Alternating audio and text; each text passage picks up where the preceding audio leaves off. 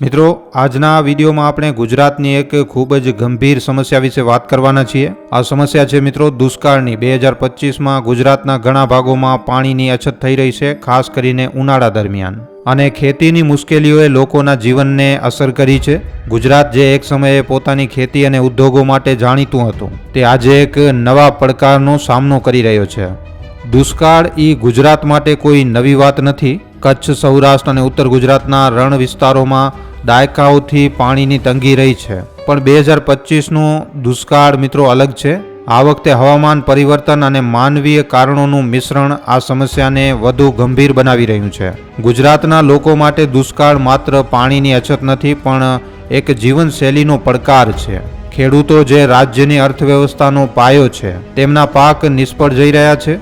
ગામડાઓમાં પીવાનું પાણી મેળવવું મુશ્કેલ બની રહ્યું છે અને શહેરોમાં પણ પાણીની સપ્લાય ઉપર દબાણ વધી રહ્યું છે. આ સ્થિતિનો પ્રભાવ ખાલી આર્થિક રીતે જ નહીં, પણ સામાજિક અને સાંસ્કૃતિક રીતે પણ પડી રહ્યો છે. તો આજના આ વિડીયોમાં આપણે જોઈશું કે આ દુષ્કાળના મૂળ કારણો શું છે, તેની અસરો કેવી રીતે થઈ રહી છે અને સરકાર તેનો સામનો કરવા માટે શું કરી રહી છે. એટલું જ નહીં, આપણે એ પણ ચર્ચા કરશું કે ભવિષ્યમાં ગુજરાત આવી સમસ્યાઓથી કેવી રીતે બચી શકે છે. મિત્રો, વિડીયો ખૂબ જ ખાસ રહેવાનો છે, માટે આ વિડીયોને છેલ્લે સુધી જોવા તેમજ લાઇક અને શેર કરવા ખાસ વિનંતી. સૌથી પહેલાં જો આપણે મિત્રો 2025માં ગુજરાતમાં દુષ્કાળની આગાહીના કારણોના વાત કરીએ તો સૌથી મોટું કારણ છે હવામાન પરિવર્તન. આખી દુનિયામાં તાપમાન વધી રહ્યું છે અને તેની સીધી અસર વરસાદની પેટર્ન ઉપર પડી રહી છે. ગુજરાતમાં મોન્સૂન હંમેશા અનિશ્ચિત રહ્યું છે, પણ 2025માં નિષ્ણાંતોનું માનવું છે કે વરસાદનું પ્રમાણ સામાન્યથી 20થી 30% ઓછું રહી શકે છે. આનું કારણ એલ નીનો જેવી હવામાન ઘટનાઓ છે જે ભારતમાં ચોમાસાને નબળું પાડે છે. બીજું કારણ છે પાણીનો અતિરિક્ત ઉપયોગ. ગુજરાતમાં ખેતી અને ઉદ્યોગો માટે પાણીની માંગ સતત વધી રહી છે. ખેડૂતો ઊંડા બોરવેલ ખોદી અને ભૂગર્ભ જળનો ઉપયોગ કરે છે, પણ વરસાદ ઓછો હોવાથી આ જળસ્તર રિચાર્જ નથી થતું. સૌરાષ્ટ્ર અને કચ્છ જેવા વિસ્તારોમાં ભૂગર્ભ જળનું સ્તર ખતરનાક રીતે ઘટી રહ્યું છે. આ ઉપરાંત શહેરો જેમ કે અમદાવાદ, સુરત અને રાજકોટમાં પાણીનો બગાડ અને ખરાબ વ્યવસ્થાપન પણ આ સમસ્યાને વધારે છે. ત્રીજું કારણ છે જળ સંગ્રહની અછત. ગુજરાતે સરદાર સરોવર ડેમ જેવા મોટા પ્રોજેક્ટ દ્વારા પાણીનો સંચય કર્યું છે, પણ મિત્રો નાના તળાવો અને ચેકડેમની જળવળી નથી થઈ. વરસાદનું પાણી બચાવવાની ક્ષમતા ઘટી છે અને ઘણું પાણી બિનઉપયોગી રીતે સમુદ્રમાં વહી જાય છે.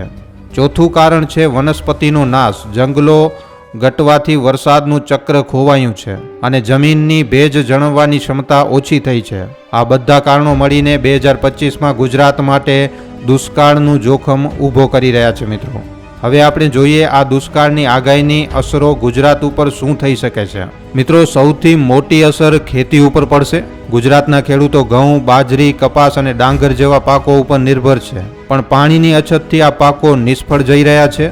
સૌરાષ્ટ્રના ખેડૂતો જેઓ મગફળી અને તલની ખેતી કરે છે, તેમને ભારે નુકસાન થશે. આનાથી ખાદ્ય પદાર્થોના ભાવ વધશે અને ગરીબી પરિવારોનું જીવન મુશ્કેલ કરી નાખશે. બીજી અસર પશુપાલન ઉપર થશે. ગુજરાતમાં દૂધ ઉત્પાદન મોટો ઉદ્યોગ છે, પણ ચારો અને પાણીની અછતથી પશુઓનું સ્વાસ્થ્ય બગડશે. કચ્છ અને સૌરાષ્ટ્રમાં પશુઓનું સ્થાનાંતર શરૂ થઈ શકે છે, જે ગામડાઓની આર્થિક સ્થિતિને હચમચાવી શકે છે. ત્રીજી અસર પીવાના પાણી ઉપર થશે. ગામડાઓમાં હેડપંપ અને કૂવા સુકાઈ જશે અને શહેરોમાં પાણીની સપ્લાય ઘટશે. આનાથી સ્વાસ્થ્ય સમસ્યાઓ જેમ કે ચેપી રોગો વધશે. ચોથી અસર અર્થતંત્ર ઉપર પડશે. ખેતી અને ઉદ્યોગ બંને પાણી ઉપર નિર્ભર છે. જો પાણી ઓછું થશે તો નાના ઉદ્યોગો બંધ થઈ શકે છે અને આના લીધે બેરોજગારી વધશે. ગ્રામીણ વિસ્તારમાંથી શહેરો તરફ સ્થાનાંતર વધશે અને આના લીધે શહેરી સંસાધનો ઉપર દબાણ આવશે.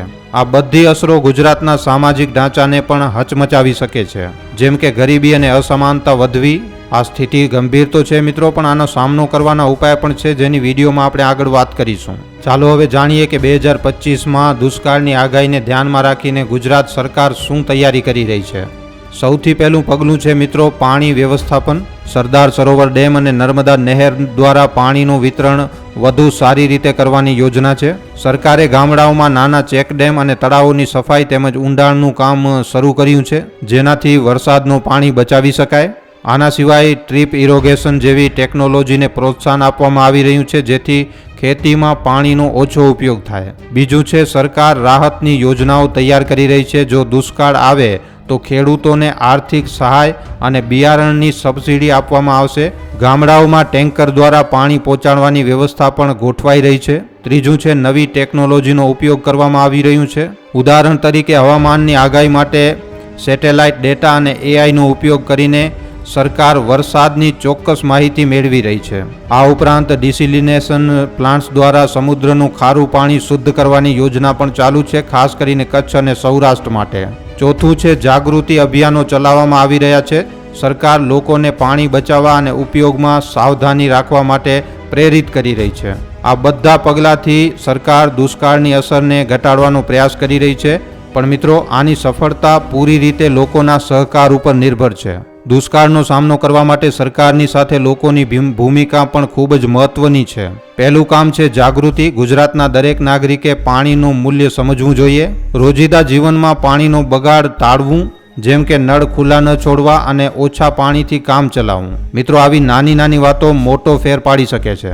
બીજું, પાણીનો સંગ્રહ કરવો. ગામડામાં લોકોએ રેન વોટર હાર્વેસ્ટિંગ સિસ્ટમ બનાવવી જોઈએ. ઘરની છત ઉપરથી વરસાદનું પાણી એકઠું કરીને ટાંકીમાં સંગ્રહ કરી શકાય છે. શહેરોમાં પણ સોસાયટીએ આવી જ વ્યવસ્થા કરવી જોઈએ.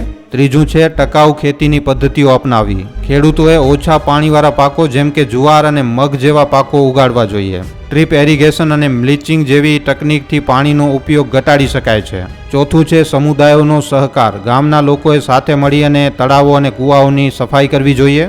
યુવાઓએ દુષ્કાળ વિશે જાગૃતિ ફેલાવવા માટે સોશિયલ મીડિયા અને ગામની બેઠકોનો ઉપયોગ કરવો જોઈએ. આ બધું કરવાથી લોકો દુષ્કાળની અસરને ઘટાડી શકે છે અને પોતાનું ભવિષ્ય સુરક્ષિત કરી શકે છે. આખરમાં મિત્રો, 2025માં ગુજરાતમાં દુષ્કાળની આગાહી એ એક પડકાર છે. પણ મિત્રો, આનો એવો અર્થ બિલકુલ પણ નથી થતો કે આપણે હાર માની લઈએ. ગુજરાતના લોકો પોતાની સ્થિતિ સ્થાપકતા માટે જાણીતા છે. ભૂતકાળમાં પણ આપણે દુષ્કાળનો સામનો કર્યો છે અને તેમાંથી બહાર પણ આવ્યા છીએ. 2025માં પણ જે વિસ્તારોમાં, ગુજરાતના જે વિસ્તારોમાં દુષ્કાળ જેવી પરિસ્થિતિ બને ત્યાં સાથે મળીને આ પડકારને પાર કરી શકાય છે. સરકાર અને લોકોના સહકારથી આપણે પાણીની અછતને દૂર કરી શકીએ છીએ. નવી ટેકનોલોજી, જાગૃતિ અને ટકાઉ વિકાસ આપણા હથિયાર છે. દુષ્કાળ એ માત્ર એક સમસ્યા નથી, પણ એક તક છે. આપણા સંસાધનોનું મૂલ્ય સમજવાની અને ભવિષ્ય માટે તૈયાર થવાની.